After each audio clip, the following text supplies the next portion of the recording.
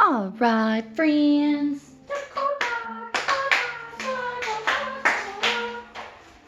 All right. It's my girl.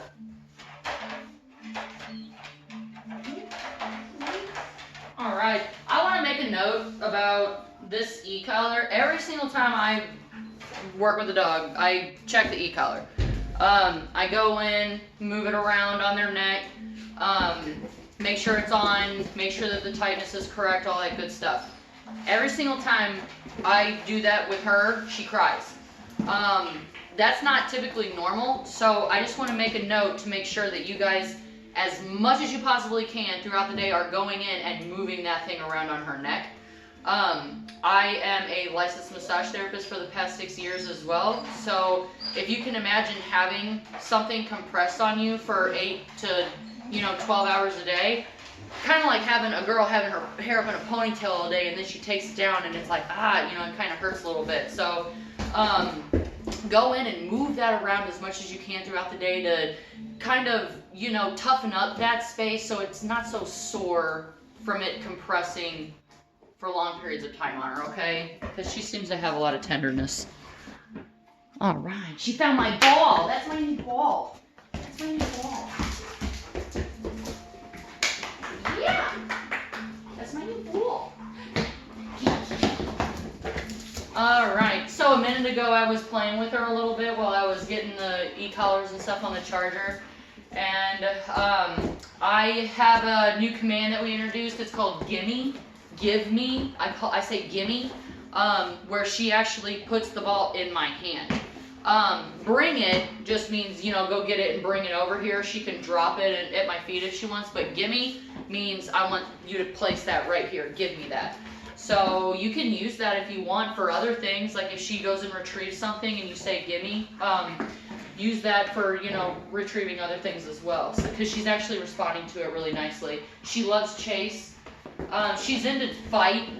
Well, let me say, so whenever you're playing with a dog, there's different aspects of play that we're trying to engage. Right now, she's in the consumption phase of play, chewing on it, enjoying that, consuming a stimulation. There's also fight, which is like whenever you're tugging with the dog and you guys are both engaging in that fight sequence. There's stalk, where we've all done it. You've all seen dogs do it. Some dogs really, really, really love the stalk. Like Wolf, stalk drives him nuts. I can't stalk for more than 2 seconds in it. He just freaks out. Chase. So her biggest one is probably chase, and then fight is probably the next one after that. But she's the chase girl. So anytime, like say you have another dog down in the line in the future, and you're trying to build that dog's drive and work with that dog, communicate with it, and teach it new things and stuff like that. That's what you're doing. You're finding what they're willing to work for, what they like to do the most, and then we're using that to get the things that we like and that we want her to do the most. No. That's not a chew toy. That's a chase toy. That's not chew. No. That is not a chew toy. I'm trying to find that ball that she likes so much. Where is it? Bring it. Oh, there it is. It got stuck. All right. So we did a couple gimmies and she really likes that. Gimme.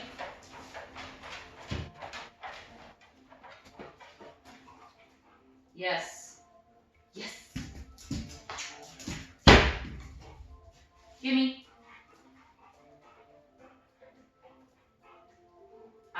Yes.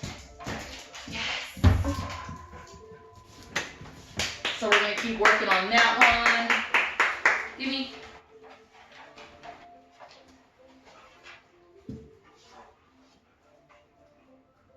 Gimme.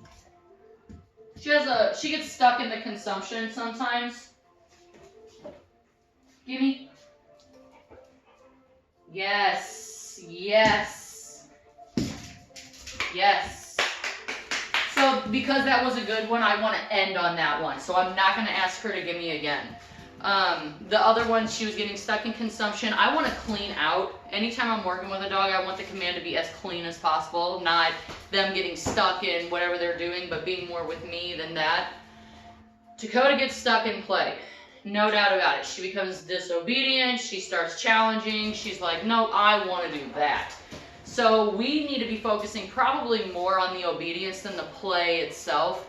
We want to use play as a tool, and of course it's excellent for exercise, mental stimulation, all those things, but the obedience, we want more stability. The stability work is just as effective as them engaging in play itself. So we want to bring a balance in with these worlds. It's kind of a dance. So find, like if you're engaged in a drill or exercise and you feel like things aren't working or they're getting to be frustrating or whatever, change it up, more play, or find what works for you. But I think here we need to focus on more obedience, and so that way she feels encouraged to work for the play, and we're not just handing it to them. Kind of like if you got a kid and you just buy them a Mercedes and they never had to work for it. Probably that spoiled kid, that people are like, oh, that guy. So, come.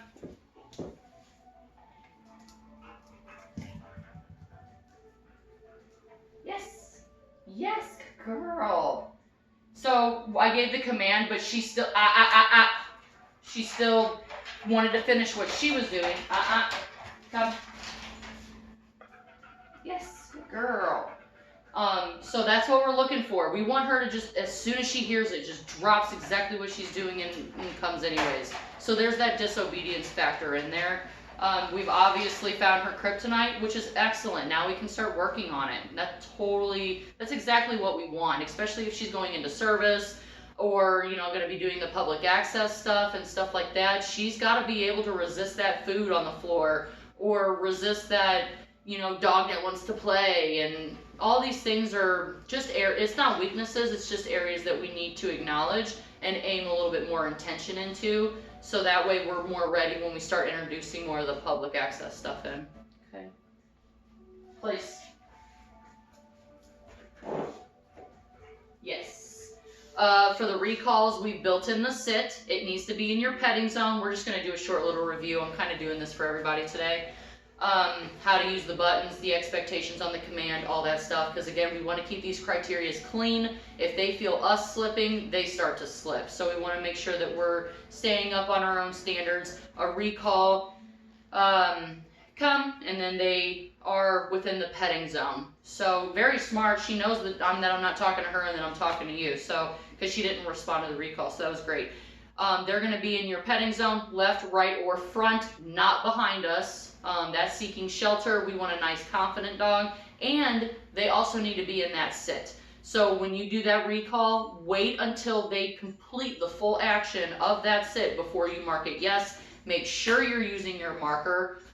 It is so important. That marker is just as important as the command itself. One time I had a client and we taught her dog recall. I come back out, a couple weeks later, and she reports the dog has no recall anymore. I watched them. She was recalling the dog and the dog was coming, but she wasn't marking it, so the dog would just keep going. I told her mark it, she did, and the poor dog turned around immediately and was like, that's what you wanted this entire time. And then from there, the recalls were on point. So that marker, it truly is just as important as the command itself. It's communicating to the dog, okay, that was it, you're done, you've completed the task, which is a relief to them because their mind isn't still in that seeking mode. Okay, come. Yes, good girl. So now that we're starting to pull in more tools like play, we've got the leash, we've got the e-collar, we've got the leash, we've got the e-collar, we've got the toys, treats, we've got all these different tools. So now we can start phasing other stuff out. I am still using treats. I haven't used the e-collar yet, but I feel like we might need to here pretty soon, just to keep that reinforcement going, but she's still doing pretty good. Place. But what I wanted to say about the treats, is that now that we're introducing these other tools, we want to start being more selective in how we're dispersing these tools. Treats, for instance, unless it is a super on point, no questions asked, beautiful for days, you know, execution, I'm not going to give it a treat because I want her constantly trying to improve that sit or improve that down or improve that bang or improve that. She's too good. She don't need to be getting sloppy on us, and I see her kind of getting sloppy, especially now that I've started introducing more play into our routines. You know, it's very, Wolf too, you know, he gets very in the game. And we've been doing a lot of, you know, we don't have to play. So now we're going to redirect and we're going to start doing more stability work. The toys are still going to be around, but now we're building stability where now they have to be able to work with that stimulus in place.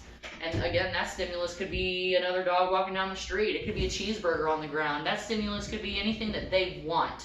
And they still need to be able to be with us and operate. So that's very important. That stability work to me is more important. Well, it's just as important. It's not more important, but it's just as important. So, all right. So I'm going to save my treats. We talked about the criteria of the recall. The place, we built in the down. Takoda's beautiful with that. She goes immediately to the down every time she places, so that's beautiful. And then also I wanted to make a note about break. Again, we're not breaking at a distance anymore. I know DTE did that, and we did it there for a while too, but we're really trying to find ways to pull this anxiety crap out of these dogs and bring them more peace of mind. So what we're doing now is we're going up to the dog to break them. It's taking out the anticipation. When we were breaking from afar, they never knew when it was coming. Now they can know that the break is only whenever I'm here to do it for you. That gives them peace of mind. They can stop worrying and anticipating and all that stuff. So start doing that if you're not already, going up to them and then either giving them a boop on the nose. I like just kind of, you know, putting my hand up and kind of drawing them out of it. So these are things I want you guys to be doing at home. I'm trying to think, what's my next step? Come. Yes, that was nice. I like that. Place. Yes. Hold your marker until the whole action is done. All right, so one thing that I've been doing also is having her go right over whatever it is that she wants, because I guarantee you she's going to go out of her way to get it. And I don't like that. So we're going to work on it. And because I know what she's going to do, yes, I'm going to go ahead and set myself up for success, because that's how I am. I don't like spinning my wheels. I like quick results, fast, no questions asked. So if I already know it's going to be a problem, I'm just going to go ahead and nip it in the butt. Now, we have tools that we can use. I could just go straight to the e-collar, but there's other ways. And that e-collar, to me, should be a reinforcer. If I have other tools that could get the job done, I want to save that e-collar stuff for the other stuff. The stuff that, you know, like, is that next level reinforcement? This is more of like my step one that I'm going to do before I go into my escalation tactics. This is a baby prong. Typically we work with the medium. This is the small. I feel like these are more effective in communication than the medium-sized one. It just gets the attention faster. Down. Down.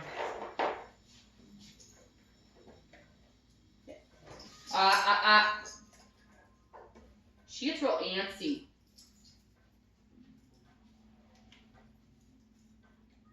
But that's why it's important more than ever that I follow through. I have to be insistent. I hope you guys are being insistent too at home, because If not, that's gonna cause a lot of this unsurety, where she's not sure what's to be expected. Do you expect me to follow through? Do you not expect me to follow through? Because if you don't expect me to follow through, then I won't. But if you do expect me to follow through, I will. So make sure that if you're giving a command and it is not to your standards, it gets redone until it is to your standards. Even if that means lowering the criteria a little bit so y'all end up successful, you know? This isn't the military or anything like that, but we still want to have some standards, okay? So, what I've done is I've placed us on a long line. This is just standard 550 cord, like parachuter cord or whatever they call it.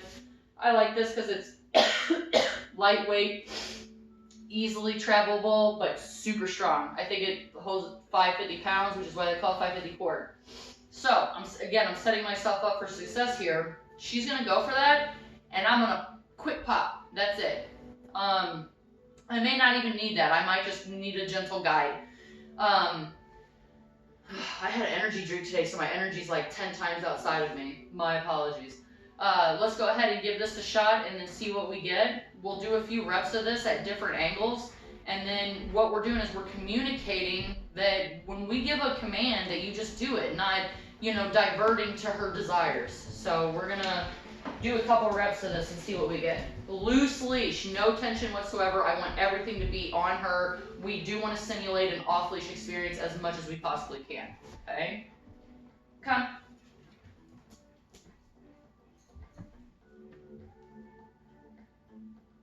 Yes. Yes.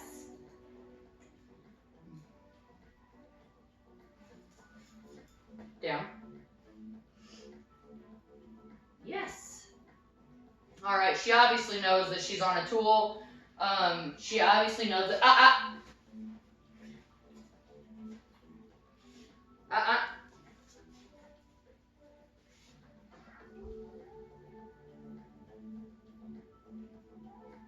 You can tell she obviously knows that we're on a tool because she's walking more gingerly, more cautious. She's in a more, like, defensive place. She's not sure, so she's erring on the side of caution.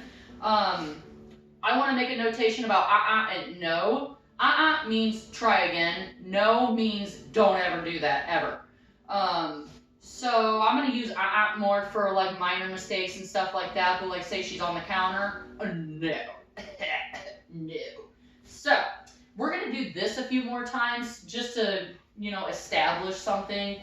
But then I'm going to take her off of it and we're going to do a few of those. So, because she does know that she's on this tool. So, I'm not going to end our exercise with this. I'm going to see where we're actually at. Okay?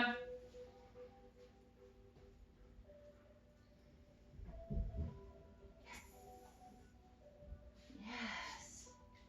Good. Down. Next step, drop it, down. Yes. Now it's out of my hands. So now she could make that decision if she wanted to. So I'm going to go ahead and be proactive. And again, she probably sees me grabbing this. So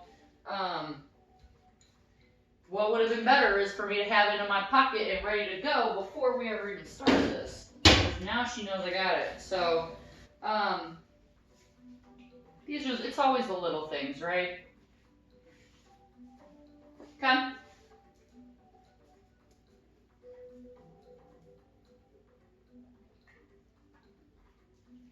Yes. Progress, she didn't go for the toy, but she is sniffing around to let me know that these things are more interesting than me. So it's still the same disobedience, still the same, you know, oh, this is better than this, and she's smart, she's down.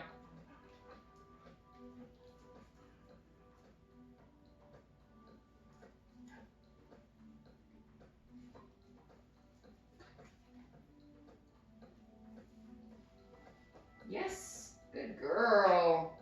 I'm at 4 and I'm holding down the constant.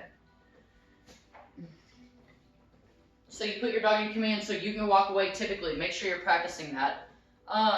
The way, just to review, the way that we're applying the stimulus on the e-collar, it's command, Push button.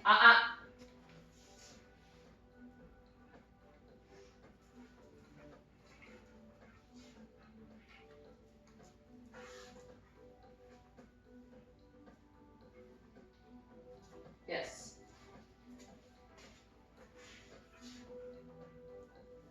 Yes. I'm at 7. I'm going to go up to 10. It's command, push button. We're holding down the constant until command is completed. And that's including the built-in commands if there are the layers. So like place, for instance, there's a built-in down. Recall, for instance, there's a built-in sit. So we're holding that button down until that built-in command is completed. Yes, with a release of the button. So that's how we're using the button. She's in the intermittent phase where we're doing it all randomly, but because of us introducing this new layer of stress, we may need to go back to doing the buttons every single time until we get a good foundation in. And then we go back to the intermittent stuff. That's very typical. When we start going up in difficulty, we have to take other criterias and bring them down to match that threshold. So it's super common. It doesn't mean anything bad on her behalf. It just means that we've now introduced something that's a little bit more difficult and we're having to dumb down other criterias in order to meet that threshold, okay? So again, that's the kind of the times that we start bringing in these other tools and working with these other tools again. She's anticipating me down, but she's also inching closer to that toy. Down. That was 15, and I did 1 pop because I knew that I was eventually going to hit that number that she started to get emotional about, because she does get emotional about it, which obviously she is now. She's got her head glued to the floor like, I didn't do anything wrong. But that was 15. We were at 10, and then I went to the 15 and tapped it once on the down. Sometimes we got to be insistent. Hey, I'm not playing around. I know we started with play, but she got lost in the play. And now we're working on the obedience part, but because she keeps being disobedient, I'm not going to reward it with play. So when we start to get to the point where we're working together and I'm not working against her anymore, then we can reintroduce the play again. But because we have instability around play, we're going to keep going until we find stability, even if I need to dumb down some criterias in order to make us successful. But when we finally get that, then we can reward the play again. But I'm not going to reward the play when this is what I'm getting for it. So she knows down. We've been working with this girl for way too long to be getting stuff like this. So that was, again, 15. She's emotional about it, obviously. I'm going back down because like 100% of the time, once you find that number that kind of snaps them out of it, then all of a sudden we're operating at very low numbers to maybe not even using the e-collar at all anymore. So we found that number, obviously, that, you know, she's like, okay, fine. And now I kind of want to work her back out of this sulkiness. Okay? Come. Yes, good girl. And you have other tools. So like food keeps them motivated. These are, I don't have to reward her with play.